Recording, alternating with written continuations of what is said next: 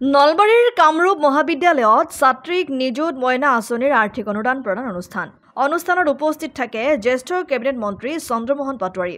ৰাজ্যৰ উচ্চতৰ মাধ্যমিক স্নাতক আৰু স্নাতকোত্তৰ ছাত্ৰীসকলক আৰ্থিক সকাহ দিয়াৰ বাবে ৰূপায়ণ কৰা নিযুত মইনা আঁচনিৰ অধীনত দেওবাৰে কামৰূপ মহাবিদ্যালয়ত চেক বিতৰণ কাৰ্যসূচীৰ শুভাৰম্ভ কৰা হয়। নলবাৰী জিলাৰ কামৰূপ মহাবিদ্যালয়, চামতা উচ্চতৰ মাধ্যমিক বিদ্যালয়, বনগাঁও উচ্চতৰ মাধ্যমিক বিদ্যালয়, বৰ্ণৰডি জ্যেষ্ঠ মাধ্যমিক বিদ্যালয়, শ্বহীদ স্মৃতি মহাবিদ্যালয়, কামপীঠ কলেজ, টিহু মহাবিদ্যালয়ৰ লগতে জিলাখনৰ টিহু বিধানসভা সমষ্টিৰ কলেজসমূহৰ নিযুত মইনা আঁচনিৰ চেক বিতৰণ কৰা হয়। উল্লেখ্য যে নিযুত মইনা আঁচনিৰ জৰিয়তে উচ্চতৰ মাধ্যমিক ছাত্ৰীয়ে মাহিলী 1000 আৰু স্নাতক বৰ্ষত অধ্যয়ন কৰি থকা ছাত্ৰীয়ে মাহিলী 1250 টকাকৈ লাভ কৰিব।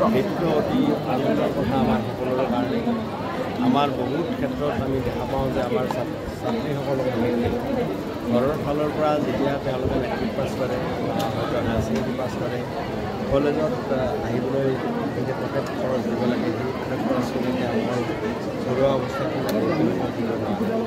যাৰ কাৰণে আমাৰ ছাত্ৰীসকল আচলতে যিখিনি তেওঁলোকে পঢ়াৰ আগ্ৰহ আছে বা চেষ্টা কৰিছে আগবাঢ়ি আহিব পৰা নাই। গতিকে আমাৰ মুখ্যমন্ত্ৰী ডাঙৰীয়াই এই কথাখিনি বিবেচনা কৰিছে আৰু আপোনালোকে জানে যে যোৱা MP নিৰ্বাচনৰ সময়ত আমি ৰাইজক কৈছোঁ যে মুখ্যমন্ত্ৰী ডাঙৰীয়াই এনেকুৱা ধৰণে সিদ্ধান্ত কৰিছে।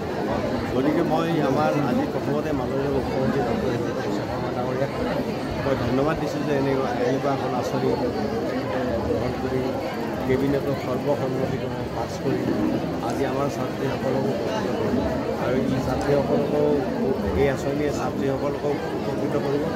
লগতে যিসকল দুখীয়া মাক দেউতাক তেখেতসকলকো উপকৃত কৰিব। এটলিষ্ট তেওঁলোকে কলেজত অহা যিটো পকেট মানি সেইটো তেওঁলোকে খৰচ কৰিব নোৱাৰে।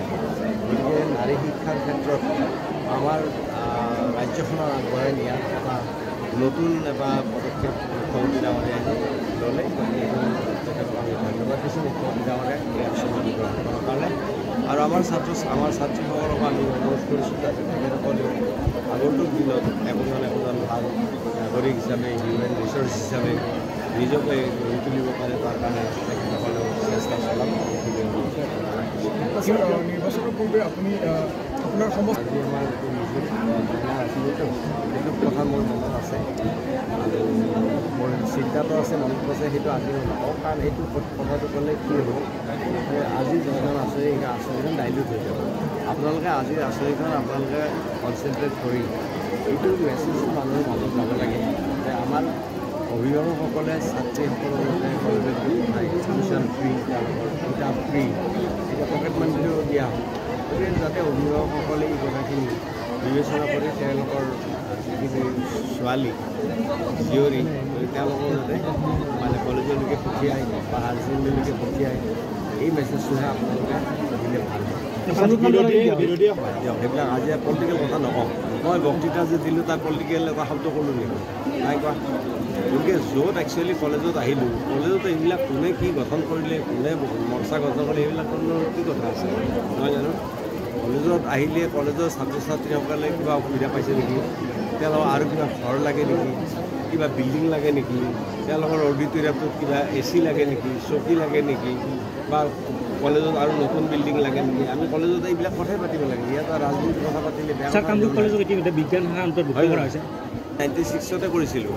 তাৰপিছত 2000 চনত মই হাৰিলোঁ আৰু হাৰাৰ পিছত বন্ধ হৈ গ'ল। তাৰপিছত এতিয়া আকৌ চৰকাৰীভাৱে কৰিলোঁ। টিহু মহকুমাৰ দাবীত এজন শ্বহীদ হৈছিল, তাৰপিছত মহকুমা ঘোষণা হ'ল, কিন্তু সেইবিলাক কথা এতিয়া পাতি লাভ নাই, সেইবিলাক আমি পিছত পাতিম। শুনক, এই আঁচনিটোৰ ওপৰত কথা পাতিম, বুজি পাইছে? আমি আপোনালোক সাংবাদিকসকল হ'ল গণতন্ত্ৰৰ চতুৰ্থ স্তম্ভ। এটা স্তম্ভ নাথাকিলে বাকী গণতন্ত্ৰ লৰখৰক হৈ যাব নহয়। গতিকে আপোনালোকে সাংবাদিকসকলৰো আজি দায়িত্ব আছে এই ক্ষেত্ৰত।